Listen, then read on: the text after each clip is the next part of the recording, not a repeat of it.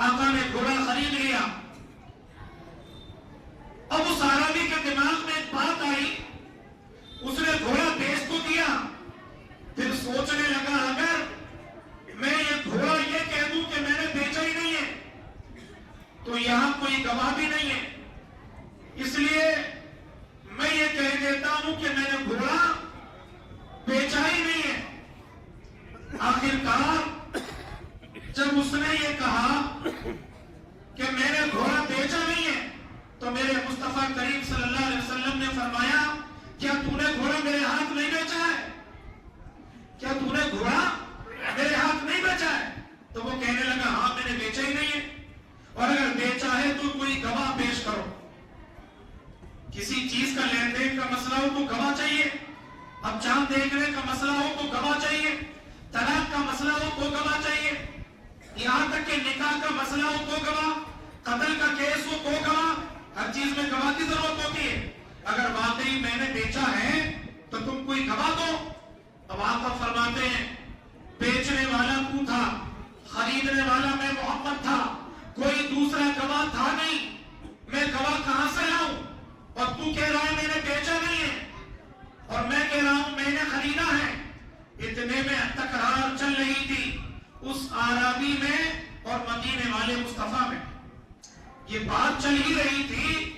اتنے میں ایک صحابی رسول حضرت خزیمہ جن کا نام ہے وہ کہیں سے تشریف لے آئے.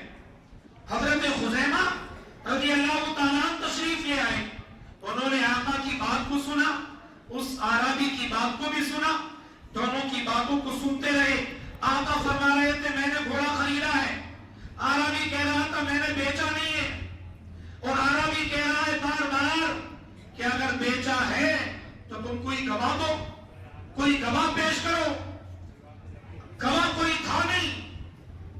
جب حضرت خزیمہ نے دیکھا کہ بات دونوں میں چل رہی ہے, اتنے میں حضرت خزیمہ بولے خدا کی قسم, میں خدا کی قسم کھا کے کہتا ہوں کہ تو نے گھوڑا مصطفیٰ کے ہاتھ بیچا, تو نے گھوڑا میرے مصطفیٰ کے ہاتھ بیچا ہے. اب جب حضرت خزیمہ نے گواہی دی تو اس عربی کو گھوڑا دینا پڑ گیا. گھوڑا تو دے دیا. جب آقا مدینہ میں آ گئے, حضرت خزیمہ کا ہاتھ پکڑا, مسجد نبوی میں تشریف لائے اور حضرت خزیمہ سے پوچھا یہ خزیمہ, اس وقت آقا نے وہاں نہیں کہا کچھ بھی, لیکن نہیں کہا ابھی تھوڑی دیر تشریف رکھے بات پوری ہو جائے, وہاں تو کچھ نہیں کہا کہ تم نے ایسا کیوں کہہ دیا. حضرت خزیمہ کا ہاتھ پکڑا اور مسجد نبوی میں تشریف لے آئے. فرمایا خزیمہ ایک بات بتاؤ, جب میں گھوڑا خرید رہا تھا تو خریدنے والا میں تھا, بیچنے والا عربی تھا, تم وہاں موجود نہیں تھے, پھر تم نے خدا کی قسم کھا کر جھوٹی گواہی کیوں دی؟ گواہی سچی ہوتی ہے لیکن تم نے گواہی دی کیوں؟ حضرت خزیمہ کا ایمان دیکھیے, حضرت خزیمہ نے جواب کیا دیا. حضرت خزیمہ سے آقا نے پوچھا تم وہاں موجود نہیں تھے, تم نے گواہی کیوں دی؟ یا تو موجود ہوتے.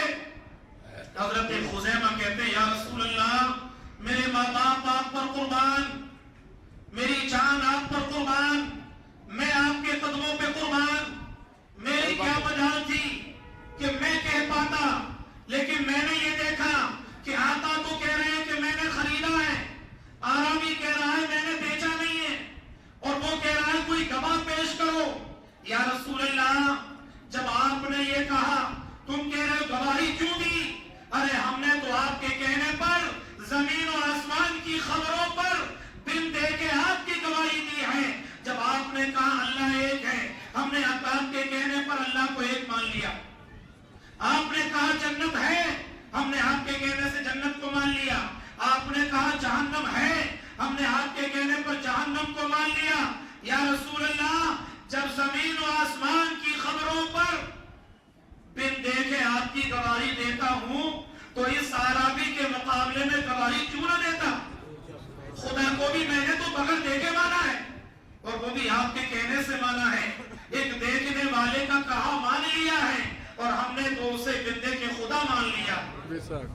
یا رسول اللہ، جب زمین و آسمان کی خبروں پر بن دیکھے ہم آپ کی گواہی دیتے ہیں، اور میرا یقین ہے مصطفیٰ کی زبان سے کبھی جھوٹ نکلا ہی نہیں، اس لیے میرا ایمان ہے جو مصطفیٰ فرما رہے ہیں وہی سچ ہے، اس لیے میں نے گواہی دے دی۔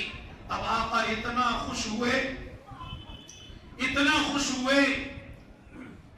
کہ حضرت خزیمہ کو انعام کیا دیا جائے، اور ایسا انعام دیا ہے میرے پیارے اسلامی بھائیوں، نے قرآن کو لیلۃ القدر میں اتارا، وما ادراک ما لیلۃ القدر، اور تم جانتے ہو لیلۃ القدر کیا ہے؟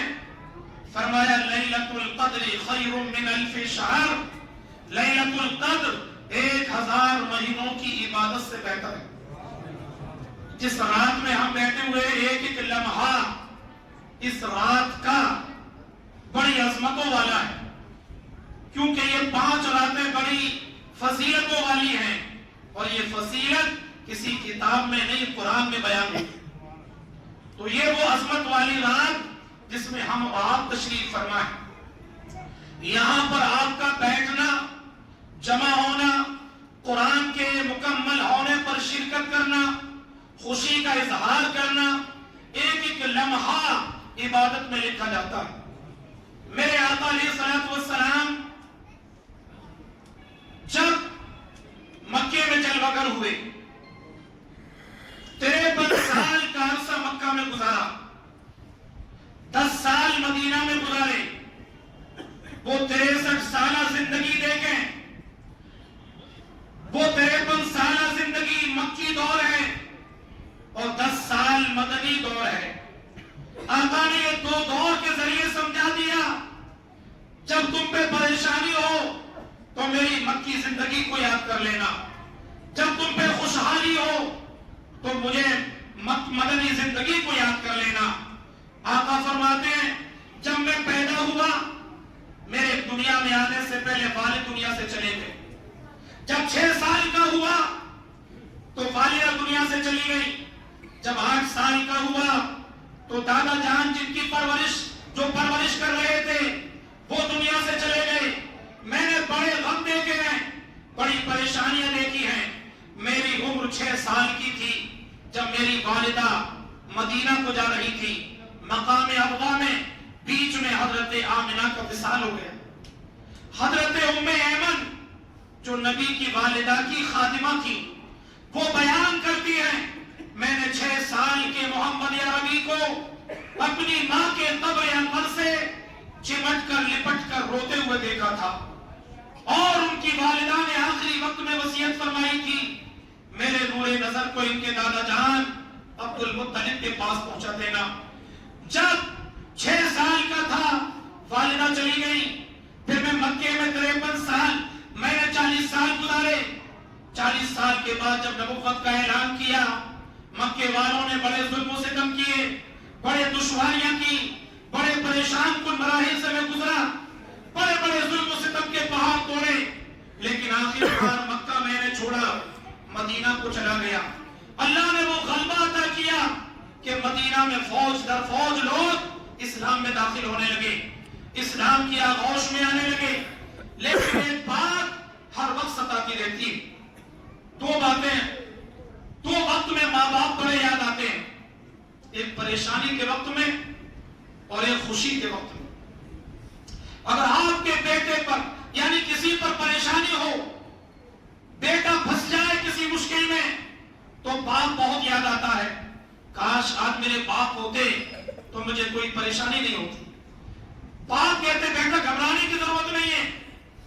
ایسے ہی جب خوشحالی ہوتی ہے اللہ ترقیاں دیتا ہے، عزتیں دیتا ہے۔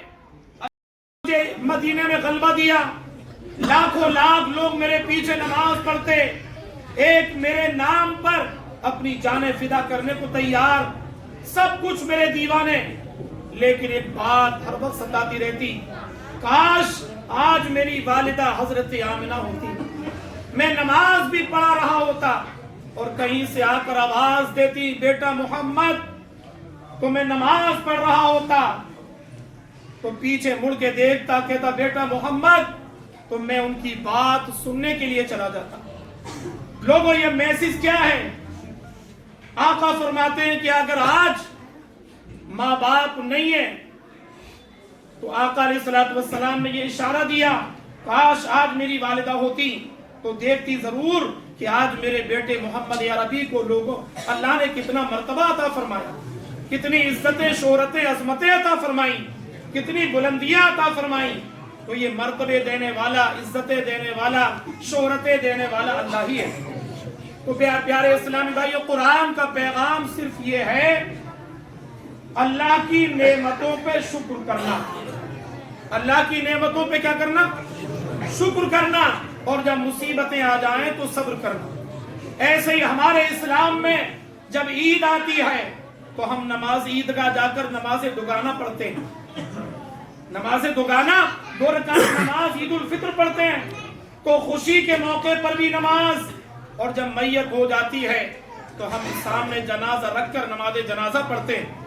یہ پیغام دیتے ہیں کہ ہم خوشی کے موقع پر بھی نماز پڑھتے ہیں اور غمی کے موقع پر بھی نماز پڑھتے ہیں۔